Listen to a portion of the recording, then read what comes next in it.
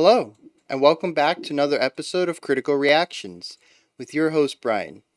Today we're going to be finishing up our old versus new theme, looking at bands when they first arrived and how they've evolved and progressed in their composition style towards the end of their careers.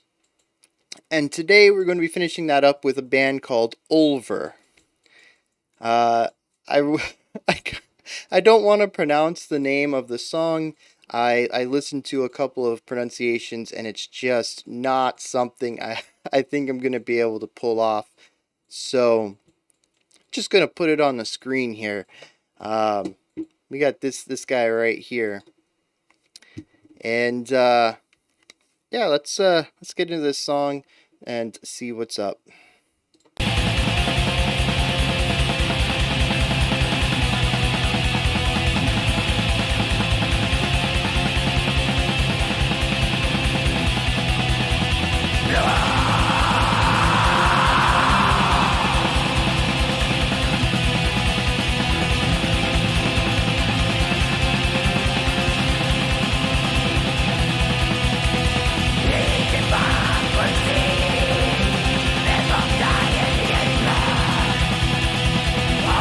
Yeah, I really like the idea of having the lower guitar actually having the movement to it while the higher one is just holding out the notes.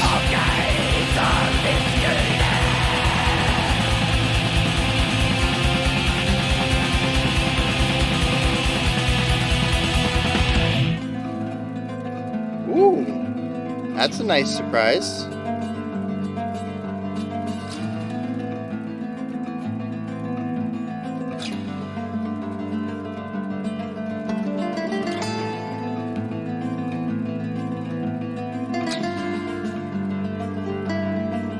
I love the roughness around the edges here with the hearing the fingers slide across the strings and the thick buzz on the lowest string occasionally.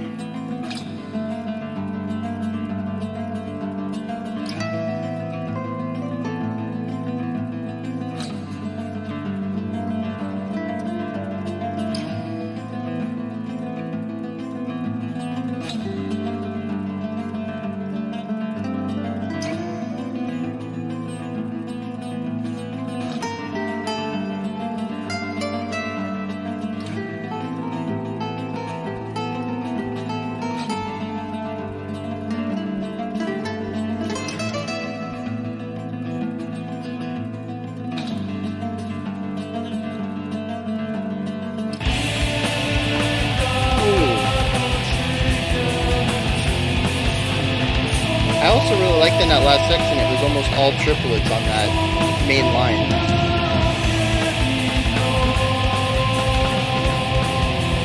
I'm trying not to be surprised, but those punk drums throwing me off as usual with this black metal stuff.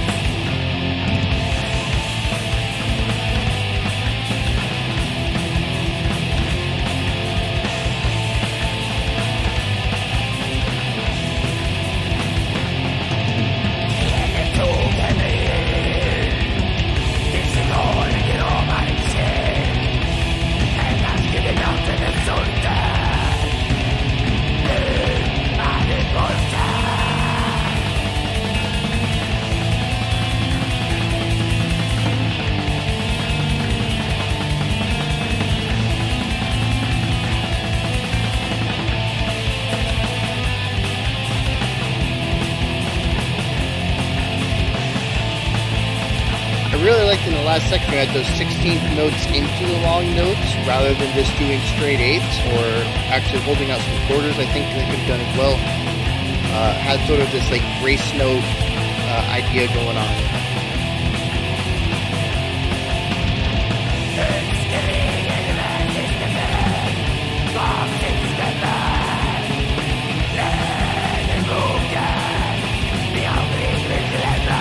There's some rough timing things going on here too. And again, I like that. It adds this human aspect where they didn't sand out some of the rougher aspects.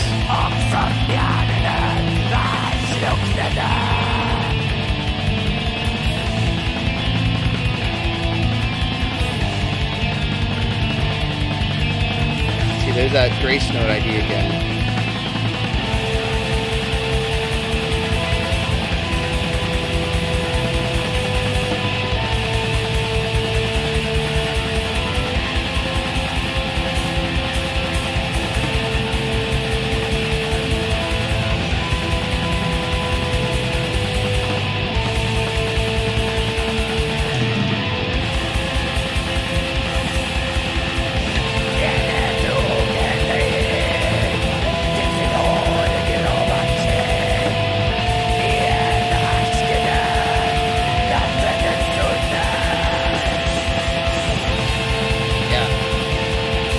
Very sparse use of those wider, louder cymbals. Really stands out when the drummer chooses to use them.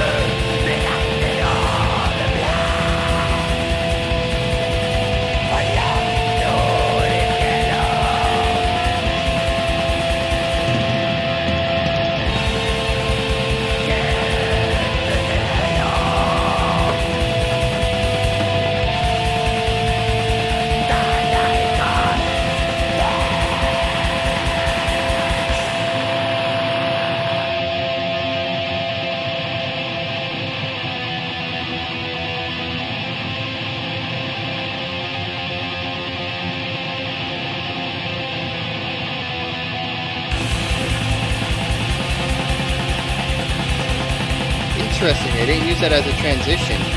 They just decided to pull out the drums for a moment.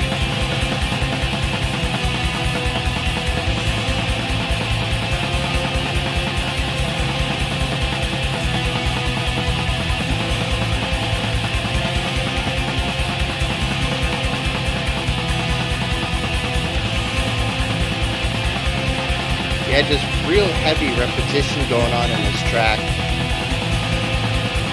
Really laying down this atmosphere and just sticking with it.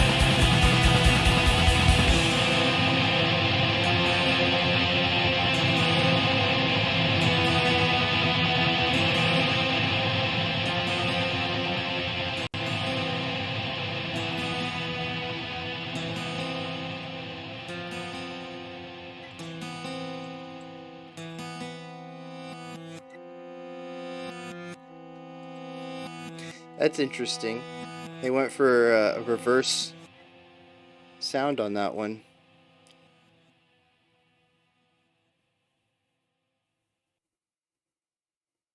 Huh. Says there's another minute. Oh, so I wonder if this is the two songs.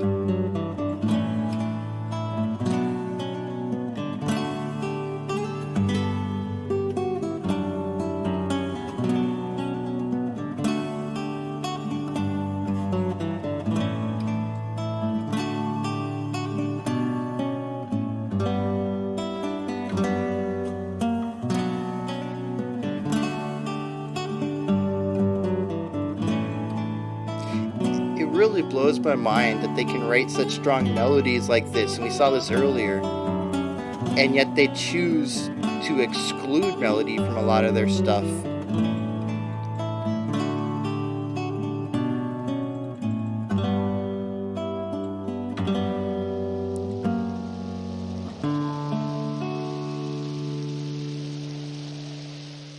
Very cool. Says this is a band from Norway, and their name means wolf, so that's pretty cool. Let me check this out real quick, because I am interested. So I think this is a two-part song, where the first part of the song just happens to share the name with the album. Because I think that's what confused me. Because that first word, the one that started with the B, is also the album name. So that's why when I said, we're going to be listening to a song, I highlighted just this. But I wonder if it is a two-part song.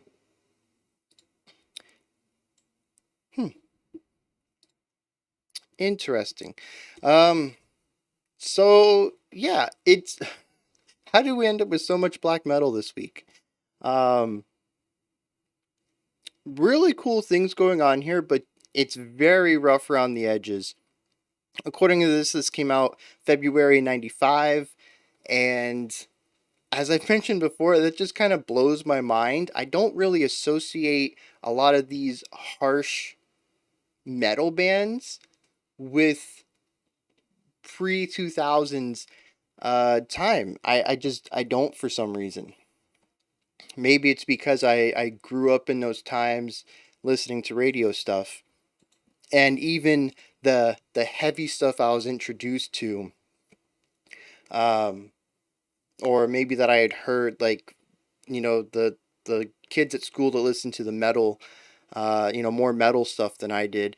The heavy stuff that I was like, ugh, that's too much for me. I mean, I thought it was just like ridiculously over the top, and it's nothing compared to some of the harsh metal that you guys have introduced me to from that era, from the '90s and the early 2000s and stuff like that. And it's really just having me recontextualize what I understood music to be and the breadth of music that I grew up with, realizing just how small of a section of music I was actually exposed to. And it's really cool getting to hear where a lot of what I associate with, the, so to speak, the modern harsh styles of metal, where it all comes from. And realizing that it's not sort of a new movement into these harsher elements, that these harsher elements have been explored previously, maybe just not as thoroughly or as well done production wise. And getting to talk to you guys in the comments about some of this stuff, especially this early black metal this week, and getting a little bit of context off. It's been a fantastic journey. It really has. Um, but yeah, let's get into this. So the mix is interesting. I don't know why I bring up the mix so much with black metal. It's probably because the mix is just the complete opposite of what I prefer. Black metal tends to favor this really gritty, dirty mix. I was talking with some people yesterday about how early black metal bands almost dirtied up and made worse mixes and worse engineer styles just to make their music less palatable, and that there's actually some sort of um, competition, maybe not like on the forefront, not like today with creating drama on YouTube and stuff like that, but just this idea of outdoing the last band and other black metal bands to just making a worse and worse and worse mix. So there's lots of really cool things about black metal's history and the context of it. Another thing I was talking about was the punk stuff. I was given a little history lesson on how black metal has some roots in punk, which is why so often we've heard twice this week now that these punky drum parts come up in this black metal music. So yeah, I'm just having some fantastic conversations about this style of music, and I'm learning a lot. I gotta stop. I gotta stop with these ramblings though and get on to this analysis. So the mix intrigues me because as I've listened to more and more black metal throughout the course of this channel, I'm beginning to see a pattern in what a black metal mix is. It's dirty, it's gritty, it kind of, like I said, it does the opposite of what I want. I want each individual instrument to be defined within the soundscape, and black metal, much like post metal, tends to kind of bring it all together into a singular sound. This is not the first band, also, where the bass is kind of hidden by the guitar, if there is a bass at all. And that also seems to be a defining idea in black metal mixing and engineering. Um, but what's interesting to me here is that usually the growls, the vocals, are pushed down into the mix and kind of put in the same area as the guitars. Drums seem to have a little bit more emphasis in black metal. So you have this sort of hierarchy where the drums are usually slightly louder than everything else. And then you have your guitars and vocalist sort of in the same area there, right beneath it. But for the most part, nobody's really above anybody else as far as clarity or volume. Everybody's sort of right there in the center. And it creates a sort of narrow sound where everything just sort of fits together into a ball. And right here, I would say that this is also a very narrow sound. It fits in with, well, we checked out Isodagon's stuff yesterday and the day prior, and this fits in with their earlier stuff as well. And we explored yesterday in one of their newer tracks, they have a much wider mix, so it feels fuller. This, again, feels very narrow, which seems to be very common for that era of black metal. But what I think is interesting is that in this one, the vocalist is a bit higher. It feels more rock inspired as far as the vocal mix. It was, yeah, it was just, it stood out more. It was given more of the spotlight, and I was not expecting that. Everything else sort of fit into what I was expecting for a black metal song, but yeah, those vocals definitely a bit higher than I was expecting, and I kind of appreciate that. I've mentioned before that when you have these harsh vocals, the growls specifically, having a bit more emphasis on them in the mix is going to help with understandability of them. Also, something else that helps is enunciation, heavy enunciation, over enunciating your words and your syllables. And that's going to help as well. But if you're really going for that gritty, grungy ness to it all, then definitely doing what these guys do, and sort of, I don't want to say slurring the words, but not putting heavy enunciation, heavy emphasis on enunciation, you're going to get more of that black metal sound from the vocals. So yeah, the mix stands out a little bit, but overall, it's pretty much what I expect. Their composition, the way that the song flows, is interesting though. We have a fairly standard black metal opening. We have tremolo picking, fast drumming. I think they were alternating bass, hi-hat, and snare. I don't remember what was on what, but it was like snare and hi-hat alternating with bass, or bass and hi-hat alternating with snare, something like that. Where you just have this constant assault of the and you get the bass kick, and then you get the snare hit, and just like constant going back and forth on that.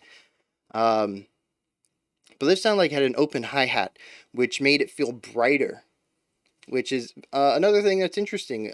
I don't think too many black metal bands have sounded bright to me. And this one seemed to have a lot of emphasis and volume on the cymbals. So that was an interesting change right there. Definitely something that, at least for the time being, I'm going to associate with Ulver's sound. The other thing that intrigued me is that, going back to composition, we started with that black metal opening. We did that for like a minute and a half or something, 2 minutes. And then we went into this very refined classical guitar solo section, I suppose you could say, utilizing triplets. It was the only part of the song I think that had any triplets, unless they switched to a fast 6/8. But I was still counting it in 4. So that guitar part on the bottom, I felt was in 6/8. And then we had a secondary guitar that was used very sparsely. Every 2, 3, 4 bars, it was just very sparsely used, and it was just a couple of notes. Just a little bit of ornamentation on top of those triplets that were being played in the primary, I guess you could say, guitar. And the section just has nothing to do with what came before it, or what came after it, or what came before it. It just seems kind of wedged in there and lacking a lot of context. It's very random.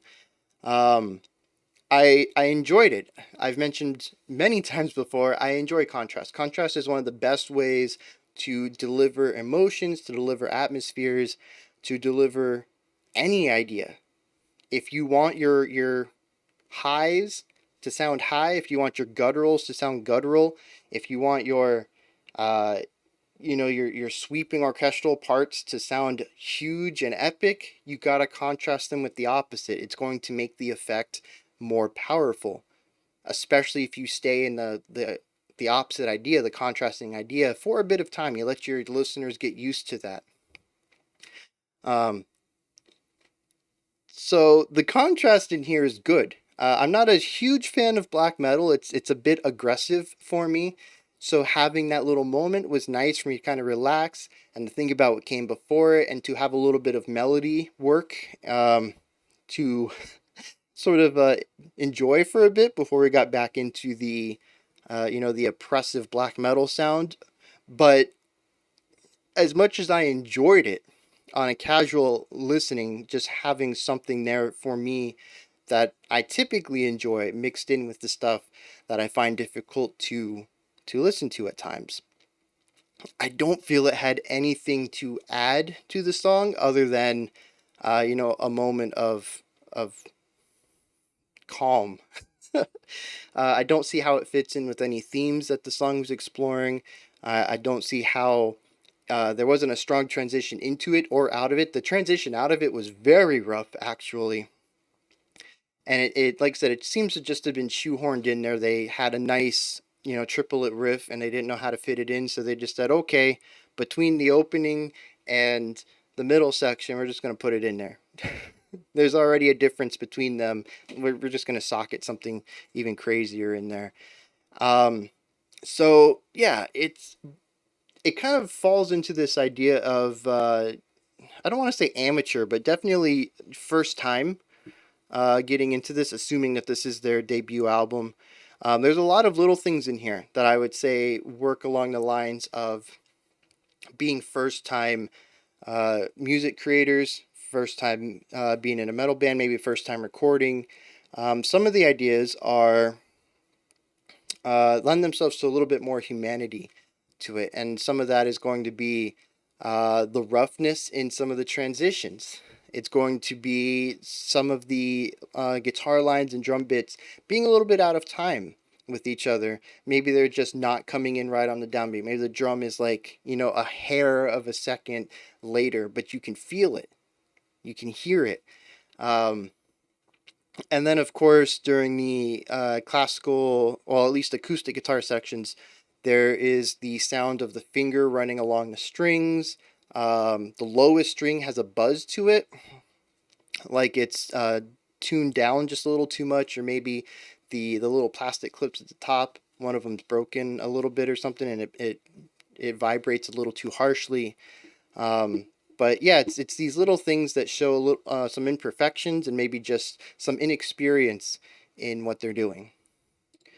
And some of those imperfections, I would say, also show up in the composition itself, as they were trying to find their footing, or maybe their style, or just trying to make their black metal sound a bit more diverse than what else was coming out in the scene. And it lacks that refinement from experience. Not to say it's a bad thing at all. It's just that's what composers go through. Whether you're composing, a classical, huge suite for an entire orchestra, or you're a black metal band. You've got to start somewhere, and that somewhere you start's not always going to be the greatest.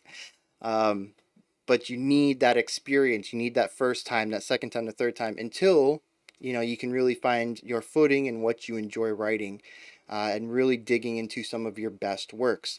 And I think a lot of people would agree. In fact, I've heard a lot of this late, especially with Judas Priest, that a lot of their best stuff was in the middle of their career. There's another band we checked out this week. Might have been Maiden. I saw a couple comments asking why we didn't do their best works in the middle rather than skipping right to the end. And I think that's where bands really start to get their footing, is about their third or fourth album, when they can really take their experience of having created a few albums, written 30, 40, 50 songs. Who knows how many songs end up on the cutting room floor that don't make it onto albums. And I've had the experience of recording and mixing and working with engineers if they're not doing their own, and being in recording studios, and that entire process of writing music and recording it. And they can really dive down into what they want to do and have the experience to do it. Um, so yeah, what else though? What else? Oh, that grace note idea. So instead of doing these long held out notes. I mean, obviously they're tremolo picking them, but if we take away all the attacks, they're really just holding out notes. And they were doing this one thing. They could have just held out the notes like they did at the beginning. At the beginning of the song, we had whole notes. The top guitar was doing all whole notes, 4 different whole notes for a 4-bar phrase, and the second guitar would do a whole note, half half, whole whole, and there would be their 4-bar phrase. So there's a little bit of movement in that second bar on the lower range guitar. And I had mentioned that during the reaction. I thought that was really cool that they didn't go for straight harmonies, keeping the distance between the 2 notes identical throughout the entire run. There's actually that one half-step drop, I think, in the second bar that added just a little bit of personal flair to it. I really enjoyed that. But there was one section, it showed up twice. Once was in the middle and one was closer to the end. And instead of just holding out these long notes, they had like a 16th note into the long held out note. So that'd be like a 16th note into a dotted quarter tied with the dotted eighth. Yeah, that it would not be something I would want to write. I would probably use the grace note notation and then just tell the performer to hang on to the grace note a little longer than they usually would. But it was really cool because it provides these middle steps between the long held out notes. Rather than just going da da, they put the step in there where you get da da da, and you get that middle step there, and it just adds a little bit of flourish to it, and I think again adds a little bit of personality. It's not something we typically see in black metal. A lot of black metal we've listened to is very strict about having the note changes on beats, and this one pushes the new notes off by about a 16th of a note, a 16th of a beat, in order to provide a little bit of a step going into it. And I really enjoy that. I think it's really cool, and it adds just a little bit more melodic aspect to the guitar playing. So, yeah, this is a really interesting look here. I'm interested to see where they go from here. Because like I mentioned, there's definitely some very strong standard black metal stuff going on, but they are already implementing some ideas within their own personality and putting their own stamp and DNA into the black metal sound. And I would love to see where they take this as they grow with experience and become better composers and possibly musicians. And how they're going to develop this sound into their own, really refine it, I think, is the thing I'm looking for, is refinement. So those are my thoughts on this Ulver track. Again, I'm not going to try to pronounce it, but yeah, really interesting stuff. Those are my thoughts. So this is where you guys come in. Hit me up in the comments, let me know if you enjoyed this or not, and if you're excited about tomorrow's. We're going to be checking out a song called Little Boy. I could pronounce that one. And, let me know if you're excited to check that one out or excited to hear my thoughts about it. When you're done commenting, you can head up to the description box. There's a link in there for Linktree, which is a super nifty menu. It has all the links for stuff associated with the channel, like Discord, Twitter, Patreon, special selections, and a bunch more. If you want to join any of that, all those links are in the Linktree. I'll be back tomorrow at 5 p.m. Eastern Standard Time, 9 p.m. UTC. As usual, we're going to finish up this old versus new week before moving into some special selections. Until next time, remember to be critical, not cynical, of the music you listen to, and have a fantastic morning, afternoon, or evening whenever you choose to watch my videos.